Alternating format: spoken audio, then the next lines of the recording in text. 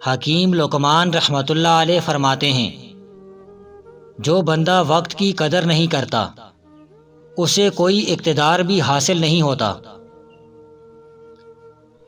ایک بندہ صحیح معنوں میں عظیم اسی وقت ہو سکتا ہے اگر وہ اپنی ساری زندگی اور اپنی ساری توانائیاں سماج کی ترقی کے لیے وقف اور قربان کر دے۔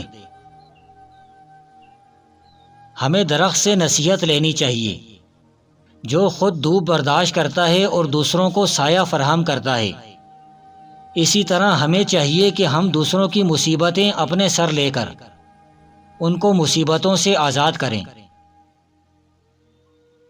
اپنے اوقات اور انفاس کی نگہبانی کرو، جو دم گزرے مفید بات میں گزرے اور کوئی سانس عبث حالت میں نہ لیا جائے، یہ کامیابی کی کنجی ہے۔ تم میں سے بہتر اور اچھا وہ ہے جس سے برائی کی نسبت بھلائی کی امید زیادہ ہو، اور برے وہ ہیں جن سے نہ بھلائی کی توقع ہو اور نہ برائی کی۔ بے اصول اور بے جہت حرکت یا تو گمراہی پیدا کرتی ہے یا پھر زندگی میں زوال لے آتی ہے۔ اہل ظاہر کو ان سوالات کے جوابات سوچنے پڑتے ہیں، اہل باطن پر جواب پہلے آشکار ہوتا ہے، سوال بعد میں بنتا ہے۔ جو بندہ ہر ایک سے بے تعلق ہو جاتا ہے وہ ایک نہ ایک دن اپنی ذات سے بھی لا تعلق ہو کر رہ جاتا ہے۔ اچھا انسان اچھا ہی ہوتا ہے، مگر جب انسان بھلائی کرتا ہے تو وہ بہتر انسان بننے کا اہل ہو جاتا ہے۔ اے ابن آدم، تجھے یاد رکھنا چاہیے کہ نفس ہی برائی پر اکساتا ہے، یہ ابلیس سے بھی بڑھ کر بڑا دشمن ہے۔ باصلاحیت انسانوں کی قدردانی اجتماعی کامیابی کا اصل راز ہوتا ہے۔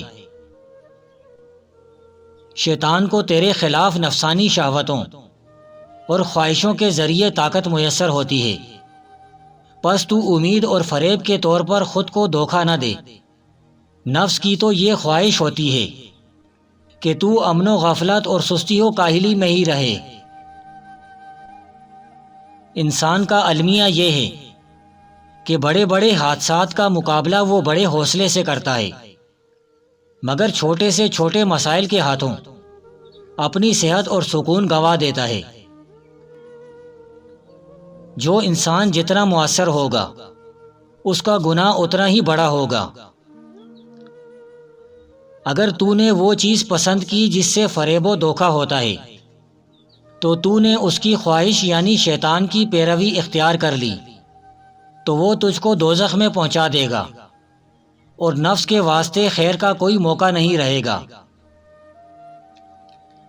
نادان بندہ غلطی کرتا ہے اور بھول جاتا ہے، عقل مند آدمی بھی غلطی کرتا ہے مگر اسے یاد رکھتا ہے۔ خوبصورت لوگ ہمیشہ اعلیٰ اخلاق کے حامل نہیں ہوتے، لیکن اعلیٰ اخلاق کے لوگ ہمیشہ خوبصورت ہوتے ہیں۔ انسان جب طلب آخرت کے پیش نظر اپنی گزری ہوئی عمر پر سوچتا ہے تو اس کا یہ فکر اور غم اس کے دل کو صاف کر دیتا ہے۔ اگر آپ حق پر ہیں تو آپ کو چلا کر بات کرنے کی ضرورت نہیں، اور اگر آپ حق پر نہیں تو چلا کر بات کرنے میں کوئی فائدہ نہیں۔ زیادہ ذہین اور کم محنتی افراد کی کامیابی کا امکان جتنا کم ہوتا ہے، کم ذہین اور زیادہ محنتی افراد کی کامیابی کا امکان اتنا ہی زیادہ ہوتا ہے۔ صاحب عقل شخص کو سابقہ معاصی سے توبہ کرنی چاہیے، باعث نجات بننے والا کام اور اللہ تعالیٰ کے قرب کے باعث امور پر سوچے، امید تھوڑی رکھے، توبہ جلدی کرے اور نفس پر قابو رکھے۔ جس طرح باہر کا اندھیرا انسان سے اس کے دیکھنے کی صلاحیت چھین لیتا ہے، اسی طرح دل کے اندر موجود تعصب کا اندھیرا بھی انسان کو حقائق دنیا سے روک دیتا ہے۔ حکیم لقمان نے اپنے بیٹے کو نصیحت کی کہ نیند اور کھانا کم کرو اس میں زیادتی نہیں ہونی چاہیے، کیونکہ جو ان دونوں میں زیادتی کرتا ہے وہ روز قیامت اعمال صالحہ سے خالی دامن ہوگا۔ صاحب عقل شخص کو فاقہ کرنا چاہیے اور اس کے ذریعے نفسانی خواہشات کو قطع کرنا چاہیے۔ یہ فاقہ کشی دشمن خدا پر قہر ہوتا ہے۔ جو انسان چیزوں کو ملکیت بنانا اپنی زندگی بنا لیتا ہے، کچھ عرصے میں زندگی خود اسے چیزوں کی ملکیت بنا دیتی ہے۔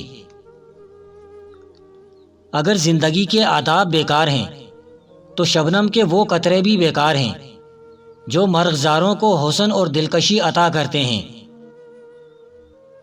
عورت کو متاثر کرنا ہے تو اس کو 3 چیزیں تحفے میں دے دو: دولت، شہرت اور عزت۔ بخل خوشیاں چھین لیتا ہے اور غم عطا کرتا ہے۔ خاموش رہو ورنہ ایسا کچھ بولو جو خاموشی سے بہتر ہو، ورنہ زبان بند رکھو۔ بدی کے موقع دن میں 100 بار ملتے ہیں، لیکن نیکی کرنے کا موقع سال میں 1 بار ملتا ہے۔ نیت کا گناہ نیت کی توبہ سے معاف ہوتا ہے، عمل کا گناہ عمل کی توبہ سے دور ہوتا ہے، تحریر کا گناہ تحریر کی توبہ سے ختم ہوتا ہے۔ لاکھوں کمانے والے سے زیادہ وہ بندہ خوش رہتا ہے جو نہ ملی ہوئی چیز کے بجائے ملی ہوئی نعمتوں کو یاد رکھتا ہے۔ یاد رکھو شیطان کے آلات شہوات اور کھانے پینے کی کثرت ہیں۔ انسان کو ہمیشہ اس کی تقدیر ملتی ہے، مگر اس تقدیر تک انسان کو چل کر جانا پڑتا ہے۔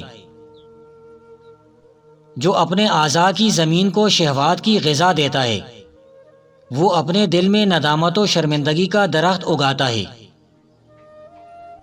جو چاہتا ہے کہ اللہ کے عذاب سے محفوظ رہے وہ صرف ان 3 باتوں پر عمل کرے: اول آفات دنیا پر صبر کرے، دوم ہمیشہ عبادت خداوندی میں لگا رہے، سوم معاصی سے بچتا رہے۔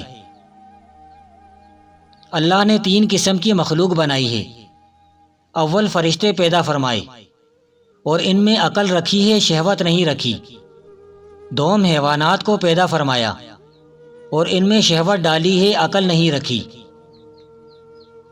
سوم انسان پیدا فرمائے اور ان میں عقل رکھی ہے اور ساتھ شہوت بھی رکھی ہے۔